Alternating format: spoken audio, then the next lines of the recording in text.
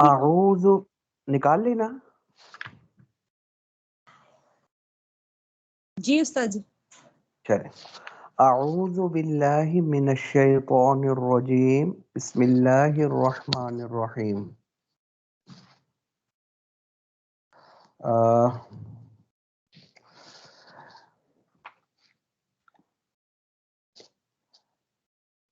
ہم پڑھ رہے تھے مجرورات مرفوعات مکمل ہو چکے، منصوبات بھی مکمل ہو چکے، اور اسم پر تیسرا اور آخری اعراب جو آتا ہے وہ جر آتی ہے. مجرورات پڑھ رہے تھے، اور مجرور صرف ایک اسم ہوتا ہے، وہ ہوتا ہے مضاف الیہ. مضاف الیہ کی تعریف بھی ہم نے پڑھ لی، اور ایک اصول اور ضابطہ تھا بیچ میں گزرا، وہ بھی پڑھ لیا. اضافت کی دو قسمیں تھیں، اضافت معنویہ اور اضافت لفظیہ. اضافت معنویہ ہم کل پڑھ چکے. آج اضافت کی دوسری قسم جو ہے وہ اضافت لفظیہ انشاءاللہ پڑھیں گے. کل میں نے ذکر کیا تھا یہ جو اضافت معنویہ ہے، اس کو اضافت معنویہ کیوں کہتے ہیں، اس کی وجہ تسمیہ کیا ہے، کیوں اس کا نام اضافت معنویہ رکھا گیا، اس کی وجہ کیا ہے. اس کی وجہ یہ ہے کہ یہ مضاف میں اضافت معنویہ اگر یہ اضافت معرفہ کی طرف ہو تو پھر یہ اضافت معنویہ تعریف والے معنی کا فائدہ دیتی ہے، اور اگر اضافت معنویہ میں اضافت نکرہ کی طرف ہو، یعنی مضاف الیہ نکرہ ہو، تو پھر یہ اضافت تخصیص والے معنی کا فائدہ دیتی ہے. تو چونکہ اس میں معنوی طور پر فائدہ حاصل ہو رہا ہے، کبھی تعریف والا معنی پیدا ہو رہا ہے اور کبھی تخصیص والے معنی کا فائدہ ہو رہا ہے، تو معنوی فائدہ حاصل ہو رہا ہے، اسی لیے اس کا نام اضافت معنویہ ہے. اور اصل اضافت یہی ہے، اضافت معنویہ. دوسری قسم ہے اضافت لفظیہ. ایک چیز آپ نے یاد رکھنی ہے، آپ کو یہ جو قسمیں ہوتی ہیں نا، ایک مقسم کی جو قسمیں ہوتی ہیں، ان قسموں میں آپس میں تضاد ہوتا ہے، یہ ضدین ہوتی ہیں، یعنی ہر قسم دوسری قسم کا الٹ ہوتی ہے. جیسے مثال ہے، ہم نے مؤنث کی تعریف پڑھی، کسے بولتے ہیں مؤنث؟ جس میں کوئی علامت تانیث پائی جائے، تا ہو، الف مقصورہ ہو، الف ممدودہ ہو. تو مذکر کسے بولیں گے؟ اس کا الٹ کر لیں، جس میں علامت تانیث نہ ہو، نہ تا ہو، نہ الف مقصورہ ہو، نہ الف ممدودہ ہو. اچھا جی، معرفہ کسے بولیں گے؟ کہ جو کسی خاص چیز پر دلالت کرے. نکرہ کسے بولیں گے؟ اس کا الٹ کر لیں، جو خاص پر دلالت نہ کرے بلکہ عام پر بولا جائے. معرب کسے بولیں گے؟ کہ عامل کے بدلنے سے جس کا اعراب بدلتا رہے. تو مبنی کسے کہیں گے؟ اس کا الٹ کر لیں، عامل کے بدلنے سے جس کا اعراب نہ بدلے، عامل جو مرضی آ جائے اعراب اس کا وہی ایک ہی رہے. عامل پیش دینے والا ہے وہ ایک ہی اعراب، زبر دینے والا، زیر دینے والا، عامل کیسا بھی آ جائے اس کے اعراب میں تبدیلی نہ آئے، وہ معرب بن جائے گا. اب آپ نے دیکھا کہ ہر دوسری قسم پہلی قسم کا الٹ ہے. تو اضافت معنویہ جب ہم نے پڑھ لی، سمجھے اضافت کی پہلی قسم اضافت معنویہ تھی، اب یہ جو دوسری قسم آئے گی یہ اس کا الٹ ہو جائے گی، کیونکہ اصول یہی ہے، ہر دوسری قسم پہلی قسم کا الٹ ہوتی ہے. یہ خالی نحو میں نہیں ہے، یہ ہر جگہ میں ایسا ہی ہے اصول جو میں نے آپ کو بتلا دیا. آئی سمجھ میں؟ تو خیر، اب اضافت معنویہ کی کیا تعریف پڑھی تھی ہم نے؟ کل پڑھی تھی مضاف ایسا صفت کا صیغہ نہ ہو جو اپنے معمول کی طرف مضاف ہو.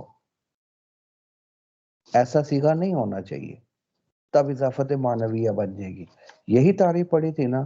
اب اضافت لفظیہ کسے کہیں گے؟ اس کا الٹ کر لیں، مضاف ایسا صفت کا صیغہ ہو جو اپنے معمول کی طرف مضاف ہو، یہ اضافت لفظیہ بن جائے گی۔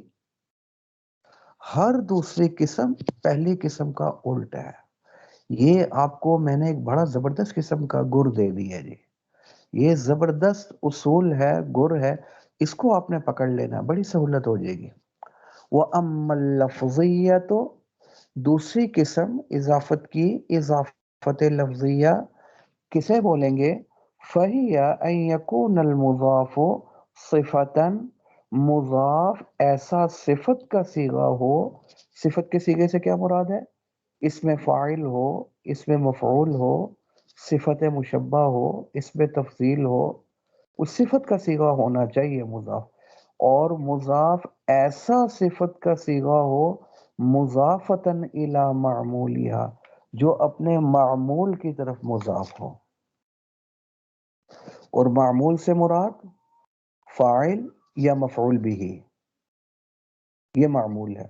تو مضاف ایسا صفت کا صیغہ ہو جو اپنے معمول یعنی یا فاعل کی طرف مضاف ہو یا مفعول بھی کی طرف مضاف ہو، یہ اضافت لفظیہ بن جائے گی، یعنی اضافت معنویہ کا الٹ۔ وہی فی تقدیر الانفصال، سمجھے؟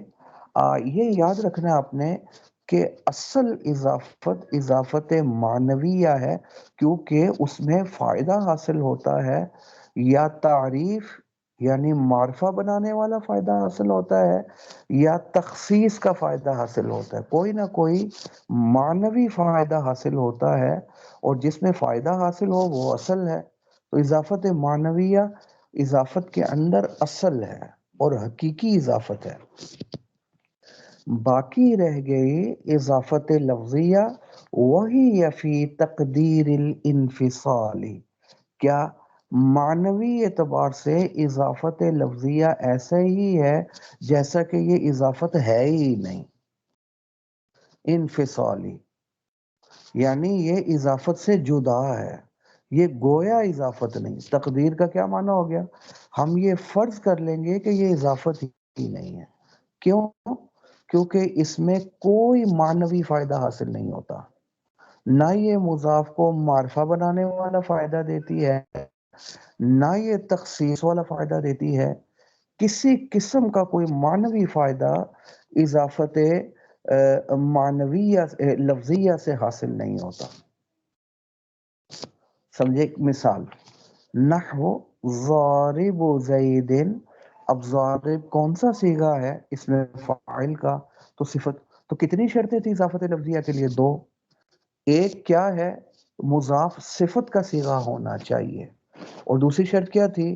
اور اپنے معمول کی طرف مضاف ہو، یعنی جو اس کا مضاف الیہ ہے یا فاعل ہو یا مفعول بھی ہو، وہی معمول ہوتا ہے نا، سمجھے؟ تو یہاں پہلے ضارب، اس میں فاعل کا صیغہ، پہلی شرط پائی گئی، مضاف صفت کا صیغہ ہے، اور زید، یہ مضاف زید کی طرف ہے، ضارب زید کی طرف مضاف ہے، اور زید مفعول بھی ہے، زید کو زید کا مارنے والا یا زید کو مارنے والا۔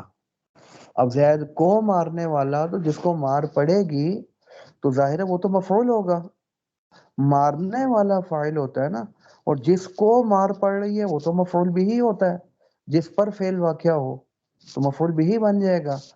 تو معنوی اعتبار سے، لفظی اعتبار سے اگرچہ زید مضاف الیہ ہے، لیکن معنی کے اعتبار سے اگر دیکھیں تو مفعول بھی ہی ہے۔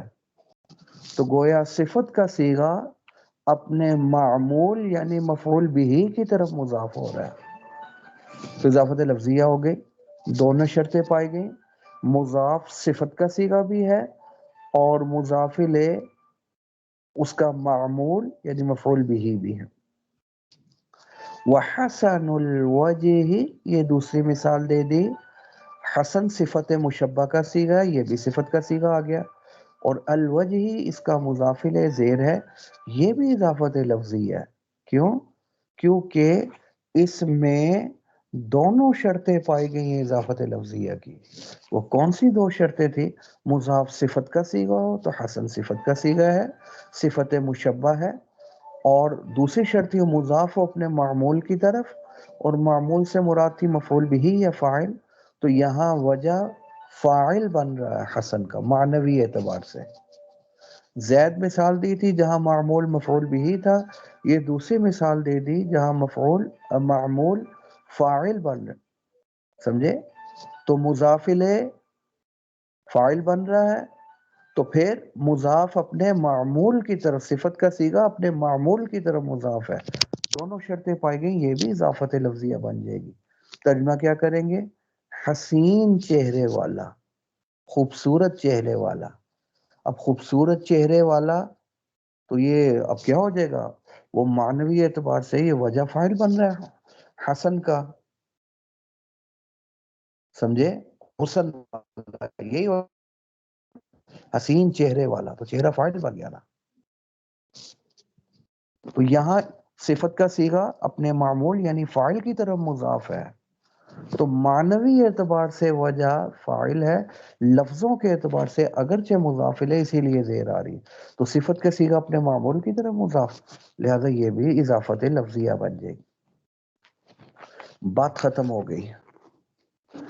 آپ کو سمجھ آ گئی تعریف اضافت لفظیہ کی؟ دوبارہ کرنے کی ضرورت تو نہیں؟ استاد جی آدھی ہے آگے کلیئر۔ لفظی اچھا جب ہم نے کہا یہ آدھی استاد جی سمجھ آ گئی۔ چلے، جب ہم نے اضافت کیا، نہ تعریف کا فائدہ دیتی ہے نہ تخصیص کا فائدہ دیتی ہے، اس کا مطلب ہے بالکل بیکار اور لغو ہے، تو پھر اس کو ذکر کیوں کیا جاتا ہے؟ تو کہنے لگے نہیں، بالکل بے فائدہ نہیں ہے، وہ فائدتھا، اس کا ایک فائدہ ہے۔ وہ کیا؟ معنوی طور پر تو اس کا کوئی فائدہ نہیں ہے، نہ یہ معرفہ والا معنی پیدا کرتی ہے، نہ تعریف والا معنی، نہ تخصیص والا معنی، معنوی طور پر کوئی فائدہ نہیں ہے، البتہ لفظی طور پر فائدہ ہے۔ وہ کیا؟ کہ لفظوں میں تخفیف اور ہلکا پن پیدا کر دیتی ہے یہ اضافت۔ اب آپ نے دیکھا نا، ضارب فائدتها تخفیف فی اللفظ فقط، فقط کا معنی صرف لفظوں میں تخفیف پیدا کرتی ہے، کیا معنی؟ اس کے علاوہ کوئی معنوی فائدہ نہیں، یہی معنی ہو گیا فقط کا، سمجھے؟ لفظوں میں کیا تخفیف پیدا کی، کیا ہلکا پن پیدا کیا، وہ دیکھ لیں۔ ضارب زید، ضارب مضاف ہے نا، اگر یہ مضاف نہ ہوتا تو ضاربن زیدن ہوتا، زیدن اس کا فاعل بن جاتا، ضاربن پر تنوین آتی۔ اب اس اضافت نے کیا کیا؟ تنوین کو گرا دیا۔ جب تنوین کو گرا دیا تو تنوین کے گرنے کی وجہ سے لفظ میں تھوڑا ہلکا پن پیدا ہو گیا، تنوین تھی تھوڑا بوجھل تھا، تنوین بھی پڑھنی پڑ رہی تھی، ضاربون،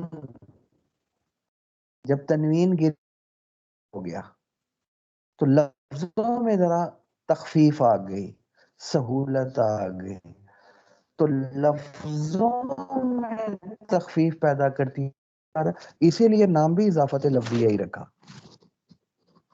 اسی لیے اس کا نام بھی اضافت لفظیہ، کیونکہ فائدہ بھی لفظی حاصل ہو رہا ہے۔ وہ کیا کہ لفظوں میں تخفیف آ رہی ہے، ضارب زید وحسن الوجہ، اضافت کی وجہ سے یہاں بھی تنوین گر گئی، یہاں بھی تخفیف آ گئی، لفظوں میں سہولت آ گئی، تخفیف آ گئی، نام بھی اضافت ہے۔ وفائدتها تخفیف فی